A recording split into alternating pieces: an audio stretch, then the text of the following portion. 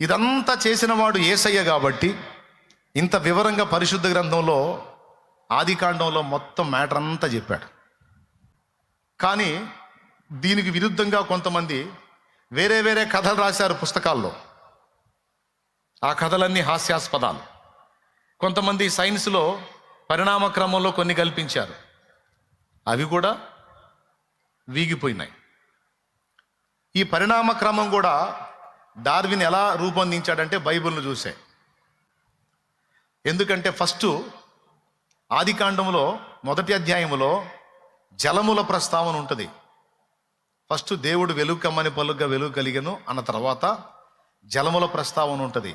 ఆ జలములు ఈ జలములు వేరుపరిచాడని, అవునా? తర్వాత దేని గురించి మాట్లాడతాడు? మొక్క గురించి మాట్లాడతాడు. నీళ్లు, మొక్క, తర్వాత ఆకాశ నక్షత్రాలు, తర్వాత పక్షులు, తర్వాత జంతువులు, తర్వాత మనిషి.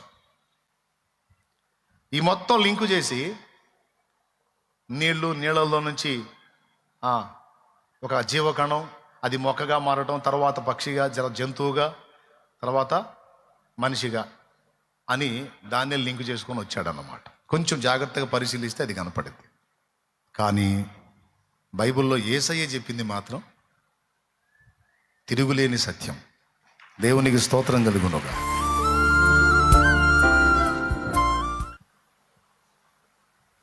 జాగ్రత్తగా వినండి. కాబట్టి ఇక్కడ ఏమన్నాడంటే, యెహోవా అనే పేరిట 48వ అధ్యాయంలో కనబడుతున్న ఈయన ఒక మాట అన్నాడు, నేనే మొదటి వాడను కడపటి వాడను అన్నాడు. తను గూర్చి తాను యెహోవా ఏం చెప్పుకున్నాడు? నేను మొదటి వాడను. మీకు దండం పెడతాను, ఒకసారి చూసి చదవండి. దాన్ని దండం పెట్టేదా అవసరం లేదా? చూసి చదవండి. నేను మొదటి వాడును కడపటి వాడను. ఓకేనా? రైట్. 48వ అధ్యాయములో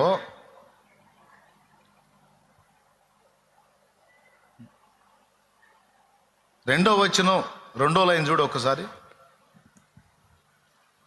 సైన్యములకు అధిపతియగు యెహోవా అని ఆయనకు పేరు. అబ్బా చాలమ్మా.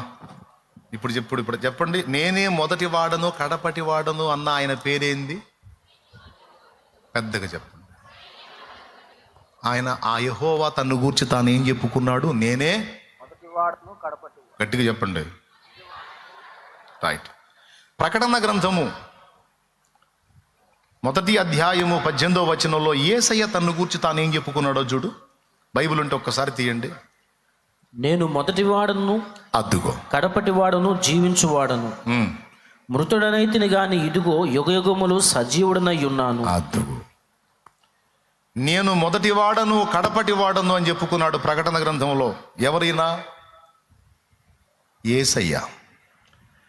అక్కడేమో యెహోవా చెప్పుకున్నాడు ఆ మాట, నేను మొదటి వాడను కడపటి వాడను, అంటే ఆదియు అంతమునై ఉన్నానని. ఇక్కడ యేసయ్య చెప్తున్నాడు ఆ మాట, నేను మొదటి వాడను కడపటి వాడను అని. ఇప్పుడు యెషయా గ్రంథం 48లో కనపడుతున్న యెహోవా, ప్రకటన గ్రంథం 1:18లో కనపడుతున్న యేసయ్య ఒక్కరేనా వేరువేరా? ఎంతమందికి నిశ్చయత వచ్చింది ఒక్కరే అని? సంతోషంగా స్తోత్రం చెప్పండి. ఓకేనా? యెషయా గ్రంథం 48:12లో యెహోవా మాట్లాడుతూ నేను మొదటి వాడను కడపటి వాడను అని తన్ను గూర్చి తాను చెప్పుకుంటూ 16వ వచనంలోకి వచ్చేసరికి, ఆది నుండి నేను రహస్యముగా మాట్లాడిన వాడను కాను, అయితే ఇప్పుడు ప్రభువగు యెహోవాయు ఆయన ఆత్మయు నన్ను పంపినన్నాడు. యాకోబు నేను పిలిచిన ఇశ్రాయేలు అన్నాడంటే ఆయన ఎవరు? ఎవరో నీ ముఖం మాకేం తెలుసు అమ్మా, మీకు దండం. యెహోవా ఆయనే. మళ్ళీ ఇప్పుడు ఏమంటున్నాడు 16వ వచనంలో? యెహోవాయు ఆయన ఆత్మయు నన్ను పంపినన్నాడు. మాట్లాడేవాడు ఒక యెహోవా. ఈ యెహోవా అంటున్నాడు, ప్రభువగు యెహోవాయు ఆయన ఆత్మయు నన్ను పంపెను అంటున్నాడు. ప్రభువగు యెహోవా ఎవరు? ఆయన ఆత్మ ఎవరు? అంటే తండ్రి పరిశుద్ధాత్మని గురించి చెప్తున్నవాడు యేసయ్య. ముగ్గురి ప్రస్తావన ఉంది అక్కడ. ఇంత వివరంగా చెప్పినా మీకు అర్థం కాకపోతే నేనేం చేయలేను. చదువుకున్న వాళ్ళకి అర్థమైద్ది. మళ్ళీ మన అంశం పక్కదారి పట్టింది, అందుకని నేను మళ్ళీ పాయింట్లోకి వస్తున్నా. కాబట్టి యేసు ప్రభు నేనే దేవుడను మరి ఏ దేవుడు లేడని చెప్పాడు అంటే యెషయా గ్రంథంలో ఆయన యేసయ్యే. నేనే మార్గమును సత్యమును జీవమును నేను తప్ప ఇంకొకళ్ళు లేడు అన్నాడంటే ఇక నేనే అని, ఇంకొకళ్ళు లేడని. అన్యులకు మండుతుంది అక్కడే. ఈ నేనే అనొద్దు, నేను కూడా అను. అంటే గుంపులో నేను ఒకటి అన్నట్టు చెప్పు, అంతేకాని నేనే అని నొక్కి ఒక్క అనిస్తే మాకు మండిపోతుంది అంటున్నారు వాళ్ళు. మరి ఏం చేద్దాం, ఉన్న సత్యం అదే. ఎందుకంటే తానే ఉన్నవాడు, తానే సృష్టికర్త, తానే సృష్టి స్థితి లయకారకుడు అయి ఉన్నందున మరి ఉన్న సంగతే చెప్పాడు. నీకు నచ్చకపోతే నేనేం చేసేది, వాగులో దూకు, లేకపోతే ఒడ్డు కింద పడి, నేను చేసేది ఏముంది. ఉన్న సత్యం అదే. నువ్వు ఒప్పుకున్నా అదే, ఒప్పుకోపోయినా అదే. ఇప్పుడు కాపోయినా రేపు సత్యాకైనా చూసేది ఆయన్నే, ఇంకొకడు కనపడడు. ఇది తిరుగులేదు. దేవునికి స్తోత్రం. ఇప్పుడు అవయవాలన్నీ బాగుండి మిడిమేళంగా నడమంతరంగా ఊరేగినా ఏంటి, ఏదో ఒకనాడు ఏదో ఒకటి చెడిపోక తప్పదో, సావక తప్పదో. సచ్చిన తర్వాత అయినా నీకు కనపడేది ఆయనే అని యేసు ప్రభుని ఒప్పుకొనని అన్యులకు చెప్తున్నా, మీకు కాదు. స్తోత్రం. ఓకేనా? సరే, పక్కన పెడదాం. సృష్టికర్త తానే కాబట్టి పక్షుల్ని ఎలా చేశాడో, జంతువుల్ని ఎలా చేశాడో, మనుషుల్ని ఎలా చేశాడో, విశ్వాన్ని ఎలా నిర్మించాడో మొత్తం వివరంగా ఆయన చెప్పగలిగాడు. అది బైబిల్ గ్రంథంలో. ఈ బైబిల్ గ్రంథం ఇచ్చినంత క్లియర్గా వివరణ మరి ఏ పుస్తకం ఇవ్వలేదు అని మళ్ళీ చెప్తున్నా. మిగిలిన పుస్తకాలు ఏమన్నా ఇస్తే అవన్నీ హాస్యాస్పదమైన కథలుగా ఉన్నాయి తప్ప వాస్తవాలుగా లేవు. ఇకపోతే పరిణామ క్రమం చెప్పిన సైన్స్ కూడా తప్పుడు సిద్ధాంతమే చెప్పింది. రకరకాలుగా మార్పు చెందుతూ ఇప్పటికీ మనిషిలా ఇలా ఉన్నాడు అని చెప్పిన పరిణామ క్రమం కూడా తప్పే. మరి వాస్తవం ఏంటంటే బైబిల్ చెప్తుంది, దేవుడైన యెహోవా నేల మంటి నుండి నరుని నిర్మించి, ఆదికాండము 2వ అధ్యాయము 7వ వచనం. దేవుడైన యెహోవా నేల మంటి నుండి నరుని నిర్మించి వాని నాసికారంధ్రములలో జీవవాయువును ఊదగా నరుడు జీవాత్మాయను అన్నాడు. అయిపోయింది. అంటే ఎక్కడి నుంచి చేశానని చెప్పాడు? మంటి నుంచి చేశానని చెప్పాడు. సింపుల్. మన శరీరం దేంతో నిర్మాణమైందంట? ఏకకణంగా, బహుకణంగా, ఉభయచరంగా, మొక్కగా, చేపగా, తొండగా, కోతిగా, కుక్కగా, ఇవన్నీ కాదు. డైరెక్ట్గా బొమ్మను చేశాడంట, జీవవాయువును ఊదాడంట, మనిషి జీవాత్మ అయ్యాడంట. అంటే మట్టితో చేశాను బాబు మిమ్మల్ని అన్నాడు.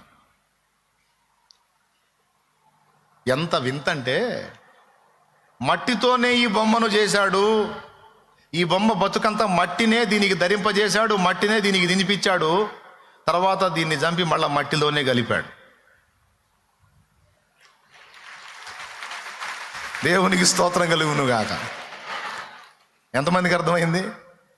దీన్ని దేంతో చేశాడు? దీనికి తినిపించింది ఏంది? సచ్చినాకపోయి కలిసింది దేనిలో? అంతా మట్టే. అందుకే పెద్దోళ్ళు మన్నే గదయ్యా, మన్నే గదయ్యా, మన్నే గదయ్యా, మన్నే గదయ్యా, మనలోని ఆత్మజ్యోతియే తప్ప మహిలోనిదంత మన్నే గదయ్యా, మనలోని ఆత్మజ్యోతియే తప్ప మహిలోనిదంత మన్నే కదయ్యా, మన్నే కదయ్యా. దేవునికి స్తోత్రం. ఇప్పుడు చెప్తా. మరి మట్టిలో భాస్వరం దొరికిద్దా? దొరికిద్ది అన్నోళ్ళు చేతులు ఎత్తండి. మట్టిలో భాస్వరం దొరకదా? మరి ఎక్కడ దొరికిద్ది? మట్టిలోనే దొరికిద్ది. మట్టిలో ఐరన్ దొరికిద్దా? పొటాషియం, కాల్షియం, కాపరు, ఐరను, రాగి దొరికిద్దిగా, మాంగనీసు. నీకు తెలుసా? మన శరీరంలో ఇవన్నీ ఉన్నాయి, మన బాడీలో ఇవన్నీ ఉన్నాయి. ఎవరన్నా అమ్మాయి పాలిపోయిందనుకో, పెదాలు తెల్లబారి కళ్ళు ఇక్కడ తెల్లగా వచ్చేసింది అనుకో, డాక్టర్ దగ్గరికి పోతే ఏందమ్మా ఐరన్ ఏది అంటాడు. ఐరన్ ఏది సార్? మార్కెట్లో ఉంటుంది ఐరను. మార్కెట్లో ఉంటుంది, సరే పిచ్చిదన, నీ బాడీలో ఐరన్ ఏది, నా బాడీలో ఐరన్ ఎందుకు ఉంటుందండి, ఇనుము ఎందుకు ఉంటుంది, ఇనుము లేకపోతే పోతావు. అదేం టానిక్ రాస్తాడు తెలుసా? ఐరన్ టానిక్ రాస్తాడు. ఎందుకు? ఐరన్ తగ్గినప్పుడు ఒక లక్షణం కనపడుద్ది బాడీలో. కొంతమంది మోకాళ్ళ నొప్పులు, జాయింట్ల నొప్పులు, ఆ నొప్పులు ఈ నొప్పులు అంటారు. ఏం తగ్గో తెలుసా? కాల్షియం తగ్గి.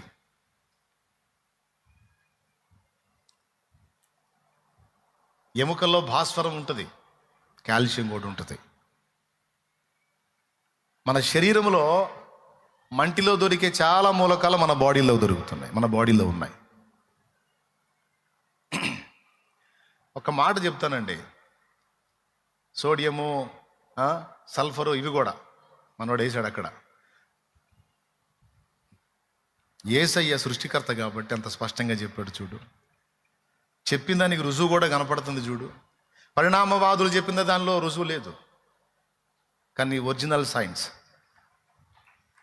దేవుని కృపను బట్టి ఇప్పుడు పరిణామవాదం అంతా రద్దయిపోయింది. ఎందుకంటే జెనెటిక్ సైన్స్ వచ్చింది, జన్యుశాస్త్రం వచ్చిన తర్వాత ఏ జీవికి ఆ జీవే పుడుతుంది, కానీ ఒక జీవికి ఇంకో జీవి పుట్టడం జరగదు అని తేల్చి అవతల పడేశారు జెనెటిక్ సైన్స్ వచ్చిన తర్వాత. దేవునికి స్తోత్రం చెప్పండి గట్టిగా, హల్లెలూయా. ఇప్పుడు మనిషి చెప్పింది కరెక్ట్ ఉందా? బైబిల్లో యేసయ్య చెప్పింది పర్ఫెక్ట్గా సింక్ అయిందా? మన బాడీలో ఉన్న మూలకాలన్నీ మంటిలో దొరుకుతున్నాయి. డాక్టర్ దగ్గరికి పోతే డాక్టర్ చేసేది ఏందో తెలుసా? నాకు ఫలానా రోగం అని నువ్వు పోయావు అనుకో, ఫస్ట్ జరిగే టెస్ట్ ఏంటంటే నీ బాడీలో ఉండాల్సినవి ఏవో తగ్గితే ఆ లక్షణాలు వస్తాయి. డాక్టర్ మాత్ర రూపంలో నీకు ఇచ్చేది ఏందో తెలుసా? ఏదైతే నీ బాడీలో తగ్గి నీకు ఆ రోగ లక్షణాలు కనపడుతున్నాయో అది మళ్ళా నీకు యాడ్ చేస్తాడన్నమాట. చిన్నపిల్లలు బలపాలు తింటారు, ఎంతమందికి తెలుసు? కొంతమంది గోడకు అనుకొని ఆ సున్నం గీరుకొని తింటాం. చూసారా మీరు ఎప్పుడన్నా? దేవునికి స్తోత్రం కలుగును, హల్లెలూయా. ఎందుకు వాళ్ళు అట్లా తింటారు? ఎప్పుడన్నా డౌట్ వచ్చిందా మీకు? అటు బాడీలో భాస్వరం తగ్గింది, ఆ సున్నంలో భాస్వరం ఉంటుంది, ఈ బలపంలో కూడా భాస్వరం ఉంటుంది. వాడు బాడీ కోరుకుంటా ఉందన్నమాట, భాస్వరం తగ్గింది అది తినరా అని. అందుకని వాడిని ఆపిన వాడు ఆగడిపోయి తింటుంటాడు.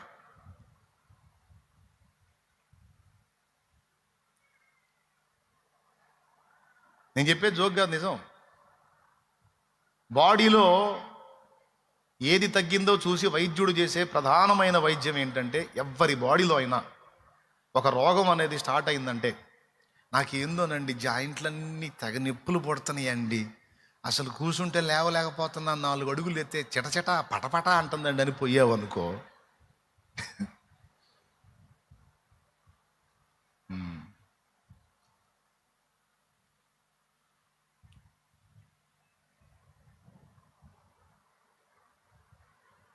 అని మీరు చెబుతారేమో చూస్తున్నా నేను. డాక్టర్ ఏం చెబుతాడు? డాక్టరు 2 మాటలు చెప్తాడు. ఏం తింటుంటావు నువ్వు, ఆహారం ఏం తీసుకుంటావు చెప్పు, డైలీ ఏమేమి తింటావు చెప్పు అంటే, నేనండి పొద్దున్నే 3 ఇడ్లీ తింటానండి. మానవ శరీరములో ఉండే కొన్ని నీళ్లలో దొరకొచ్చేమో కానీ అన్ని నీళ్లలో దొరకవు, కానీ మట్టిలో అన్నీ దొరుకుతాయి. కొన్ని ఈ కోణంలోనైనా మనం ఆమోదించాలిగా బైబిల్లో చెప్పిన సత్యాన్ని. దేవునికి స్తోత్రం కలుగును గాక. డాక్టర్ చేసేది ఏంటంటే, ఏదైనా మన శరీరంలో ఒక పదార్థం, ఉండాల్సిన పదార్థం తగ్గినప్పుడు ఒక రోగ లక్షణం మనకు బయట కనపడిద్ది. ఆ రోగ లక్షణాన్ని బట్టి ఏం చేస్తాడంటే, ఇప్పుడు జాయింట్లు పెయిన్ ఉంది నాకు అంటే కాల్షియం తగ్గింది. ఏం తిండి తింటామంటే, నేను రోజు 3 ఇడ్లీ పొద్దున్న తింటానండి, మధ్యాహ్నం అన్నం తింటానండి, అన్నంలో ఫలానా కూర వేసుకొని తింటానండి, రెగ్యులర్గా నేను ఏ పదార్థాలు తింటానంటే, మరి కాల్షియం ఎట్లా వస్తుంది నీకు? కాస్త నువ్వులు తిను, లేకపోతే ఫలానా పదార్థం తిను, ఫలానా పదార్థం తినని ఏవైతే కాల్షియం నీకు ఉత్పత్తి చేసే పదార్థాలు ఉంటాయో వాటిని తినమని చెప్పి, ఆ తర్వాత ప్రస్తుతానికి నీకు సమస్య లేకుండా వెంటనే నీ బాడీలోకి కాల్షియం ఉత్పత్తి చేసేటువంటి ఆ క్యాప్సూల్ను, ఆ ట్యాబ్లెట్ను నీకు అందించి ఆ లోపాన్ని భర్తీ చేస్తే నీ బాడీ లైన్లోకి వచ్చింది. అవి వేసుకున్నాక కాస్త తగ్గింది అంట. అంటే ఏదో ఒక లోపం నీ బాడీలో వచ్చింది, ఆ లోపాన్ని బట్టి నీకు ఆ సమస్య వచ్చింది. డాక్టర్లు చేసే ఫస్ట్ వైద్యం ఏంటంటే లోపాలను భర్తీ చేయటమే. దేవునికి స్తోత్రం కలుగును గాక. బైబిలు గ్రంథములో చెప్పబడినటువంటి నేల మంటి నుండి దేవుడు నరుని నిర్మించాడు అనే వాస్తవిక సత్యం ఒకవేళ మానవ శరీరంలో కొన్ని ఒకవేళ నీళ్ళలో దొరుకుతుండొచ్చు, కానీ టోటల్గా అన్ని మంటి నుంచి దొరుకుతాయి కానీ నీళ్ళ నుంచి దొరకవు.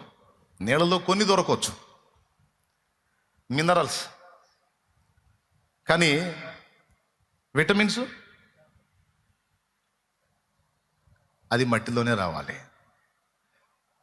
దేవుడు చెప్పినటువంటి వాక్య సత్యం మంటి నుండి నేను నిర్మించాను అన్నాడు. కాబట్టి మంటి నుండి నిర్మాణమైనటువంటి మానవ దేహం ఎలా మనుగడ సాగిస్తుందో, అది ఏమేమి తినాలో, చివరికి దాని ముగింపు ఏంటో, దానికి కావాల్సిన ఐటమ్ ఏంటో మొత్తం ముందే రెడీ చేసి తర్వాత మనిషిని చేశాడు. ఇదంతా చేసిన వాడు యేసయ్య. కాబట్టి ఇంత వివరంగా పరిశుద్ధ గ్రంథంలో ఆదికాండంలో మొత్తం మ్యాటర్ అంతా చెప్పాడు. కానీ దీనికి విరుద్ధంగా కొంతమంది వేరే వేరే కథలు రాశారు పుస్తకాల్లో. ఆ కథలన్నీ హాస్యాస్పదాలు. కొంతమంది సైన్స్లో పరిణామ క్రమంలో కొన్ని కల్పించారు, అవి కూడా వీగిపోయినాయి. ఈ పరిణామ క్రమం కూడా డార్విన్ ఎలా రూపొందించాడంటే బైబిల్ను చూసే. ఎందుకంటే ఫస్ట్ ఆదికాండంలో మొదటి అధ్యాయంలో జలముల ప్రస్తావన ఉంటుంది. ఫస్ట్ దేవుడు వెలుగు కమ్మని పలుగ్గా వెలుగు కలిగెను అన్న తర్వాత జలముల ప్రస్తావన ఉంటుంది. ఆ జలములు ఈ జలములు వేరు పరిచాడని, అవునా? తర్వాత దేని గురించి మాట్లాడతాడు? మొక్క గురించి మాట్లాడతాడు. నీళ్లు, మొక్క, తర్వాత ఆకాశ నక్షత్రాలు, తర్వాత పక్షులు, తర్వాత జంతువులు, తర్వాత మనిషి.